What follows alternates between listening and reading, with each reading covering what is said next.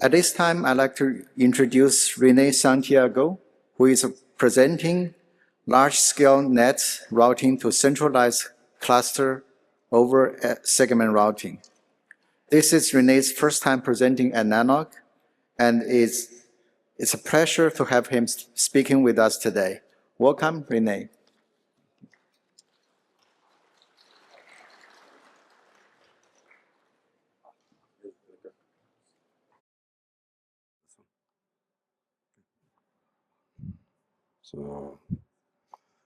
Good morning, folks. My name is Rene Santiago. I am the Senior IP Architect at EasyFiber, and today we're going to talk about large-scale NAT routing to a centralized cluster over segment routing. There's a quick bio about me. I did my bachelor's in computer engineering at UMass Amherst. Right after that, I joined Cisco Advanced Services, where I did consulting for service providers, mainly Tier 2 and Tier 3. I did that for like a decade at Cisco. After that, I jumped the table into the operator side for an MSO in the East Coast called Atlantic Broadband, then Breezeline. And then I went to EasyFiber, where I've been here for almost a year. Those are my 2 active certifications. Also, about 3 or 4 years ago, I decided to publish a book called The Art of Network Migrations and Mergers for Service Providers. The book is mainly about processes. It's not all about technical details. So if you're interested about that topic, feel free to look it up and take a read. Appreciate it.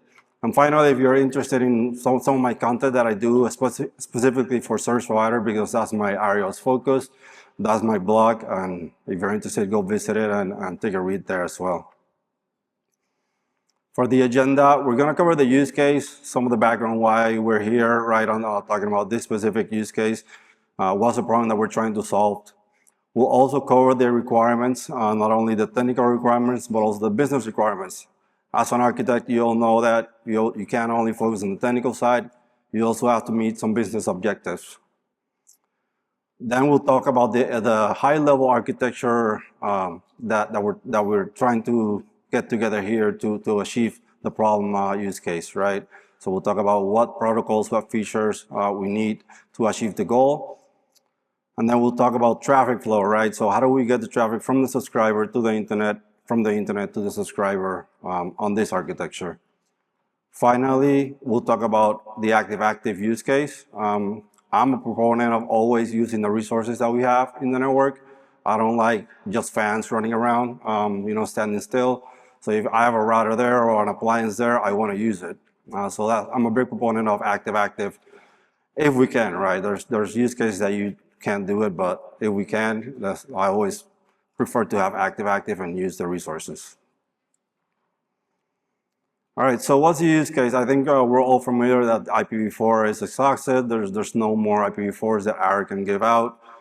The IPv4 addressing price is just going to climb, right? As time goes by, everything is going to go up. And that includes IPv4 addressing that we can purchase out there, right? I think right now it's at about 45 per IP, something like that. So that's a big problem, right? If you're a small operator, then you might survive, right, for some time with /usin or whatever the case may be. So you might be able to do it for some time, but when you're going into the thousands, tens of thousands, hundreds of thousands, maybe 1 million or 2 million subscribers, then doing just public IPv4, it could be a financial burden for a lot of companies if you don't have that type of very, very, very deep pockets, right?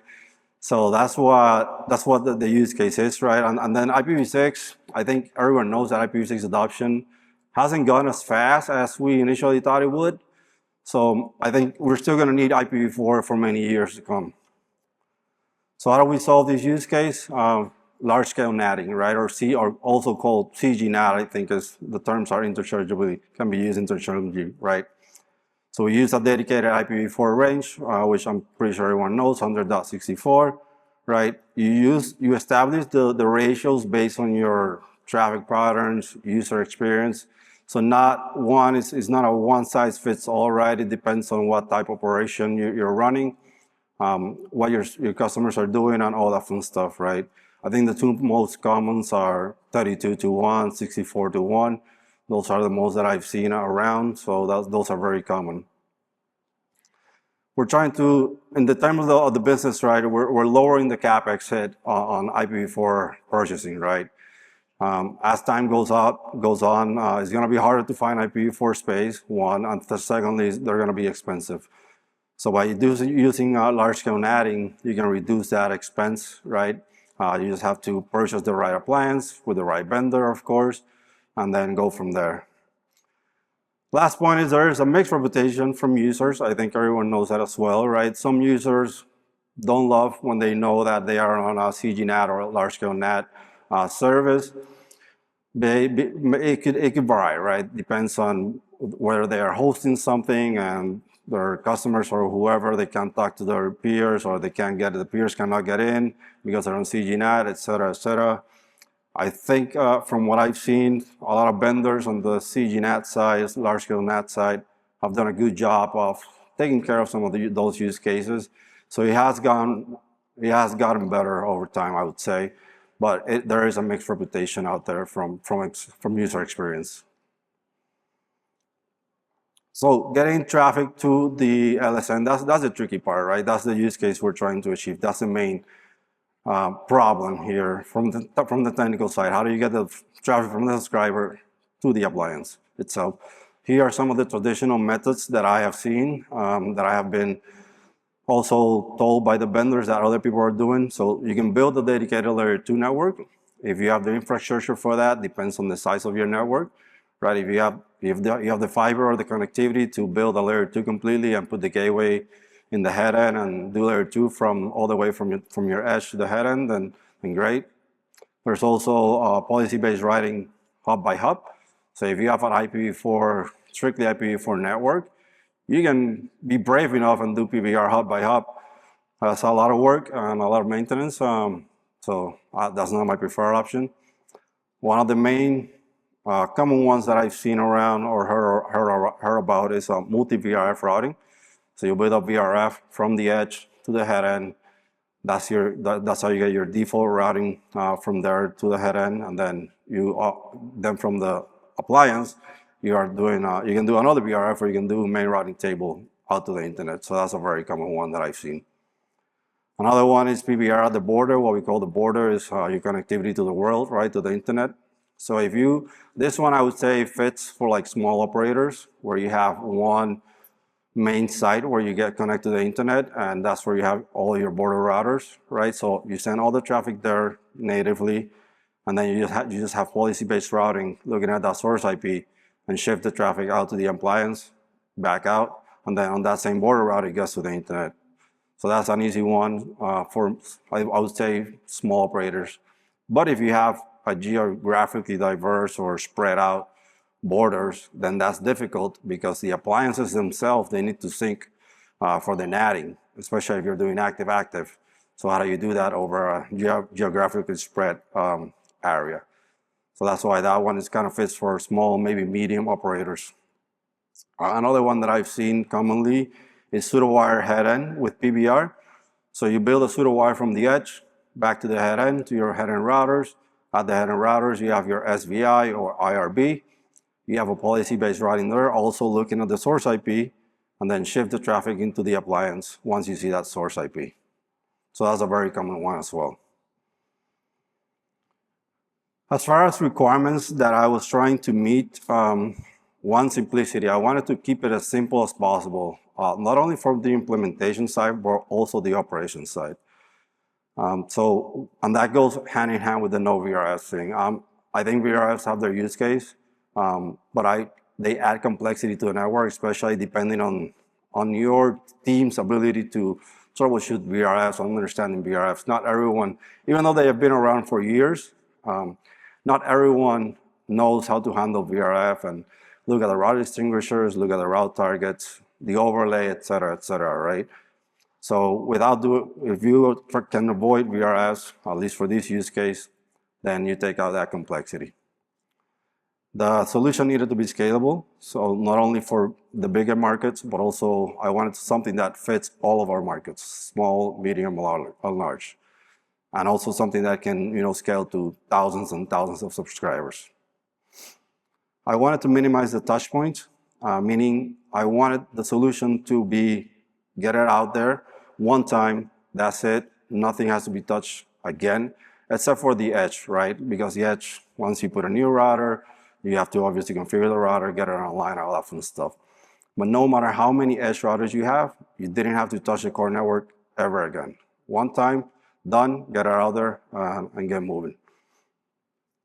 Obviously, with any network architecture or design, you need to be resilient, right? Especially in this day and age. Something breaks, traffic needs to fail over some other way. So obviously, that's a very important aspect and requirement that needs to be met for all network designs. Lastly, it needed to be centralized. So why centralized? Well, we wanted to have a strategic location where we can send all the traffic to, because remember, these appliances being active, they need to sync the NAT pools, the NAT tables, right? So if they're closer together, it's easier, just dedicated links right between them so they can sync. So that's why we wanted a strategic, centralized location where we can send all the traffic. The cluster is there, and we know where it is, and it's a very important site, right?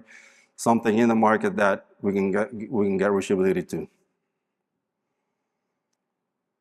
All right, so going into redirecting the traffic to the LSN itself. So these are some of the architecture overview for outbound. You are going to need policy-based routing at the edge router, pointing to the head and loopback, and I'll go over details here on that in a second. You're going to need segment routing, and again, you can do this with MPLS. I already tested it with MPLS LDP on my previous employer, so it can work both ways. Ensure that PHP is enabled, penultimate hop popping, right? That's very, very important for this use case. And then you're gonna need policy-based routing again at the head end location, and we'll talk about why. Inbound is kind of easy, right? Inbound is just BGP routing. Get from the internet, they point to the outside IPs, which are being advertised from the LSN appliance. Then from the LSN appliance, it's just basic routing back to the edge. So there's nothing fancy there. You just follow your IPv4/segment routing core. The infrastructure highlights, we're doing ISIS on our side, but again, I've tested this with OSPF and MPLS LDP. So pick your poison. I think ISIS is most common right on our side of the network. Segment routing with TILFA. You don't really need TILFA, but we do it obviously for the failure scenarios. And then you need IBGP. IBGP is a big one here because all the edge routers, they're talking IBGP to the route reflectors. Because one thing on this architecture is a lot of the time on the LSN CGNAT architectures, the gateways are at the head end.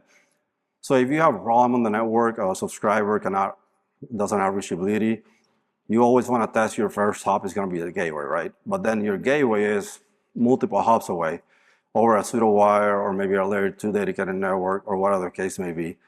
So how do you know that it's not something on the path, right? So it's much easier and faster if you can determine, hey, can I ping my gateway? My gateway is right there, it's my edge router. So I can quickly identify, is it an issue on my access side or on our case, a PON network? Or is there an issue farther up on the routing, right? So that's why we move the gateway closest to the customer as possible. And we land the gateway right on the edge router. And then we advertise that gateway to BGP through the route reflectors. So the rest of the network knows how to get back to that 100.64 inside IP. So one big concept here is the Anycast loopback that you see here on the orange blocks, right? So the core routers, they are sharing an Anycast loopback, and they are also having Anycast node SID. Why is that? Because if something breaks in the network, one of the core routers goes down or we lose it for whatever reason, with the Anycast loopback, the entire network still knows how to get back to that head end, right? So you can lose one router completely and still have connectivity.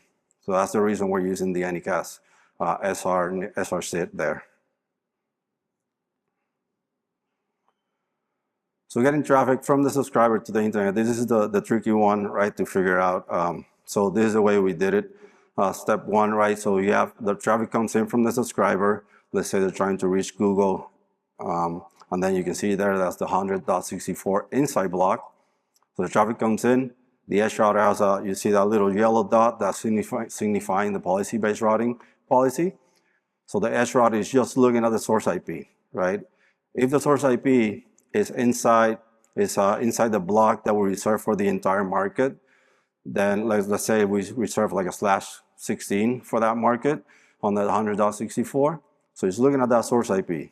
If it's coming from that source IP on that block, I'm gonna point that next up to the Anycast loopback that my core routers are sharing, all right? The router in the FIB is gonna say, all right, to get to that loopback, my FIB is telling me I gotta put a label on it, or SR label, which is the Anycast SR SID. So it puts the label on, gets the packet out to the core routing network, right? In this case, we get to the P router. Now the P router is just doing label switching, right? It's just a P router. It doesn't have to know anything else. So it sees the label and it says, the FIB is saying, hey, for this specific label, I gotta pop it, right? So it pops the label, sends the traffic out IPv4 natively to the core router. Then the core router, this is the other part that is important, right? All the core facing interfaces on the core router have to have this policy, right? So the policy is the same policy that's in the edge router, a bit different, and I will go into details here in a second why it's different. But it's the same thing, right? It's looking for the source IP, saying, okay, anything coming from 100.64 specifically, I'm gonna point it to the LSN so it doesn't go out to the internet, right? So I gotta shift the traffic to go down to the LSN appliances. Why PHP is important here is because you need to pop the label before it reaches the core router. Otherwise, the core router is gonna see a label and it's gonna push the traffic out, right? So that's why it's important PHP here, so that once the packet gets to the core router, it's IPv4 native, you can look at the source IP easily, and it can shift the traffic. Okay, so from the LSN appliance, we do EBGP to the core routers. We do ISIS, and I will go into details why we have both, but we do EBGP to announce the outside blocks, and to also get a default route from the core to the LSN appliance. So traffic comes from the core router, goes to the LSN appliance because of the PBR, gets NATed, and it gets sent out back to the core routers, right, because of the default route. And then from the core routers, just go out to the internet, regularly, because now it has an IPv4 public block as the source IP. So now you just can go into the internet, get routed, go to Google or whatever, and it gets out. So traffic from the internet to the subscriber is a bit much easier, right? Because you don't have to do PBR. It's public IPv4, so it's easier, right? So it comes from the internet. It has a public source destination IP of your outside block, right? And that we call it outside block. So it just comes to the border router, gets into the core routes us into the LSN appliance.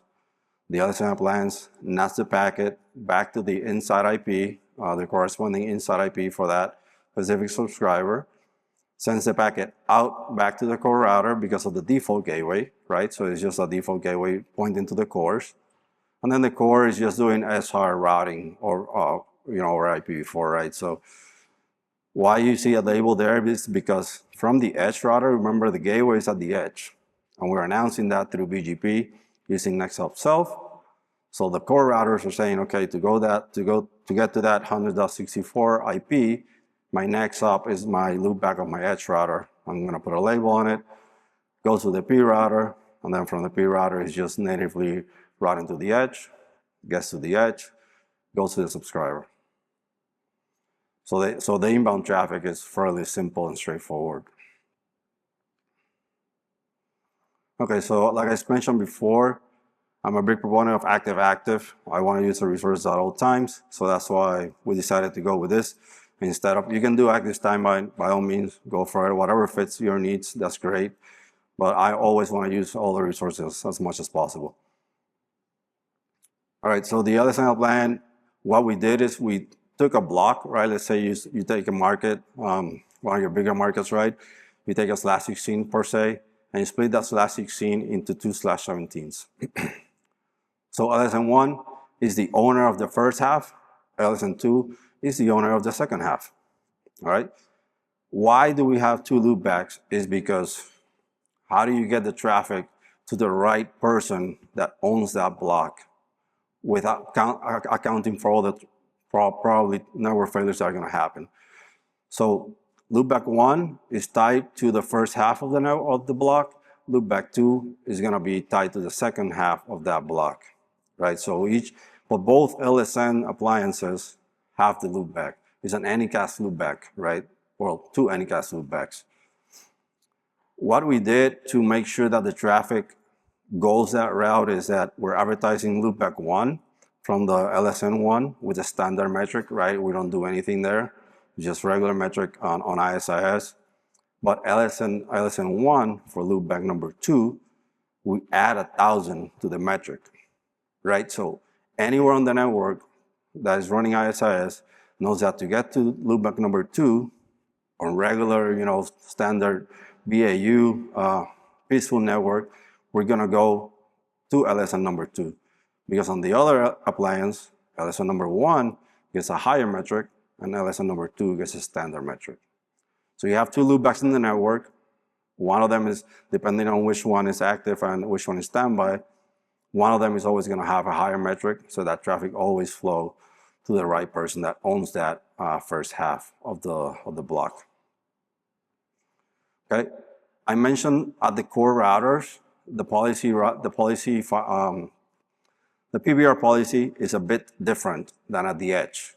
At the edge, you can say, just look for anything on this /16, right? Anything on this market source IP, you can look for that. But at the core router, it needs to be able to shift traffic, to point traffic to the specific LSN that owns that. So on that policy, the first half of the LSN is pointed to the next hop of loopback 1.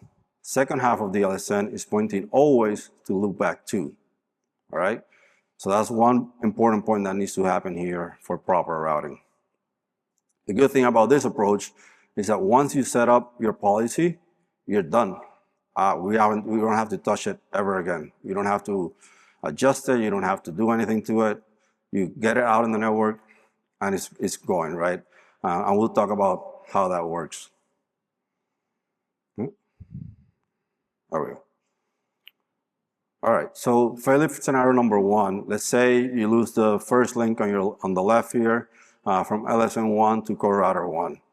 So now you're still advertising two loopbacks, right? Because it's an anycast, so both appliances own both loopbacks. Loopback number 1 has a high metric of 1,000 because that's the standard architectural deployment. Loopback 2, who's the owner of the second block, is the standard metric. So because you lose the link on the left, LSN appliance number 1, ISIS adjacency goes down. So it's not advertising any of the loopbacks. So no matter where the traffic comes from anywhere in the network, it comes through core router 1 or core router 2, it doesn't matter. The policy is always pointing to loopback 1 and loopback 2. First block, loopback 1, second block, loopback 2. So traffic comes, even if it comes from core router 1, you can see that it goes through core router 2, goes to the right appliance, gets NAT, and gets out.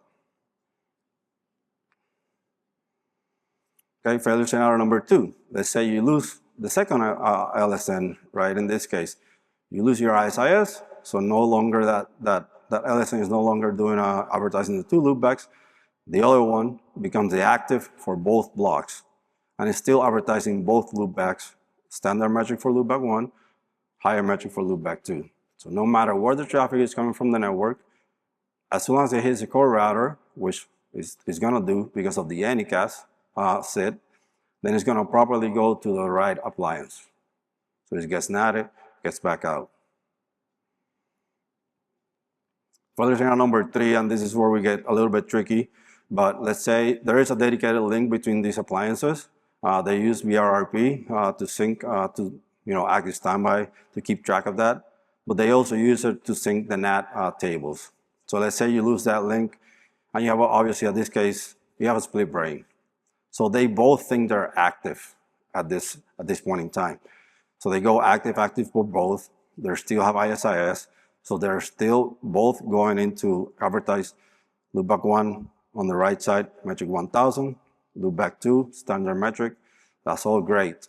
What we found out is, so we're doing BGP prepending. So if you own the block, so let's say the block on the left, LSN number 1, is prepending the outside routes that LSN number 2 owns.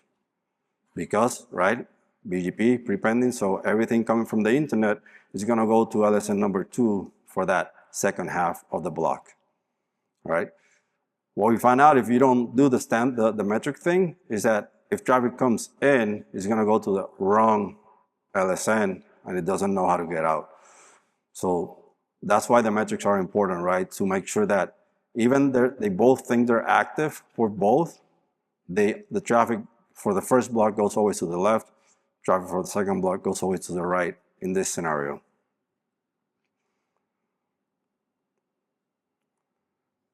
Okay, so the last one, which is the reason why I found out this was all broken, basically, well, one day we were doing troubleshooting with the vendor, and they purposely shifted the active from LSN number 2 to LSN number 1, and all hell broke loose, and I spent hours looking at it.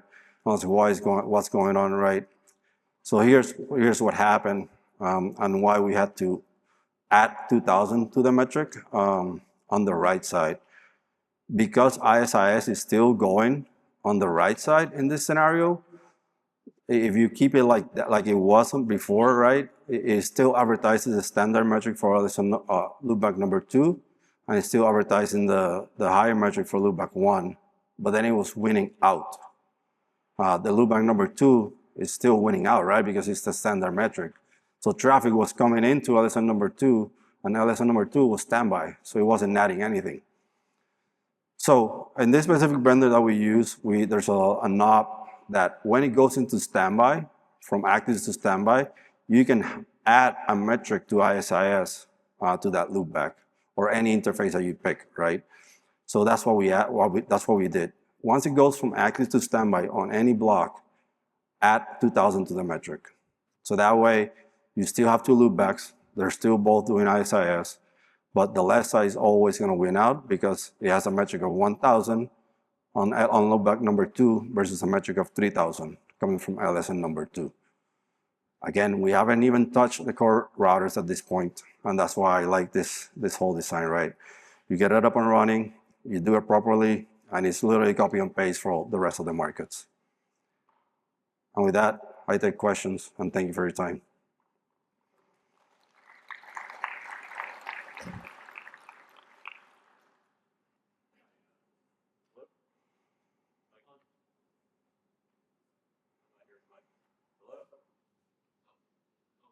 Hello, there we go. Alrighty.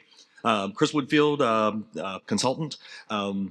As someone who has implemented something very similar to what you're describing here, I'm wondering how many problems you've had with rehashing when over an ECMP in the active-active case, when you've had to bring a CGNAT device up or down, and did you wind up with situations where TCP sessions inevitably got cut off en masse and then had to reestablish over the new primary? We haven't seen that scenario with this specific vendor. So the TPC sessions have been going over to the active one once it goes from active to standby to active. So we have seen seamlessly that it doesn't affect our customer experience with this specific vendor. So. Okay, so they're sharing session information. Yes, yes. There's a dedicated link between the appliances that they sync all the time. The NAT sessions, yes. Okay, got it. So they both have a copy, and then one of them is just kind of responding. But they're sourcing the sessions from a new public IP, correct or not? No, the public IP stays the same. Got it. Yep. Okay, thank you. Thank you.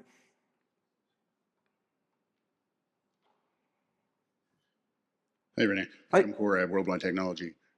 Like the design, makes sense. My question is, how do you deal with double natting of customers, first from the 1918 space to the CGNAT space to the global? How does that relate to the customer experience where certain things do need inbound connectivity, peer-to-peer, or, essentially poking a hole in it? How does this work with that? Right. So we have a dedicated IPv4 public space at the edge for that scenario. So let's say a customer comes in with that specific use case. Hey, I'm hosting a site or whatever, and my customers cannot get in.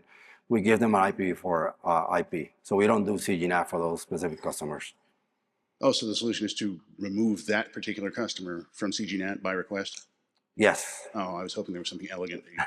But the vendor has stated, we haven't tested it yet, but the vendor has stated that they do have a feature that can allow that specific scenario, right? Where you're hosting something and the appliance kind of recognizes that and gets it through, but we haven't tested that yet. Our solution for that is if a customer comes in with that specific request, we have an IPv4 pooling block dedicated just for that scenario. Okay, thank you. Yeah, no problem. Thank you, folks. Appreciate it.